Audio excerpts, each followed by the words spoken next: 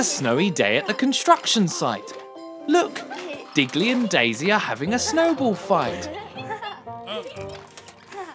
Oh no, they almost hit Mr. Rubble, and he looks angry, but he was only joking. I wonder what they're building today. A snowman? That's going to be so fun. Wait a second.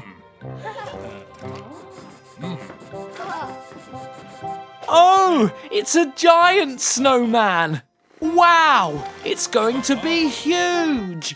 Everyone's working together to make giant snowballs for the snowman. Here they come. It's time to assemble. Wow, that was close. Miss Skip is working on the head. Look, there's the mouth.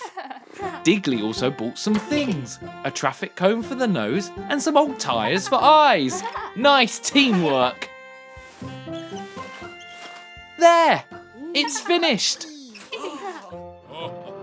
Oh no, Mr. Rubble slipped. Careful. The snowman is about to fall.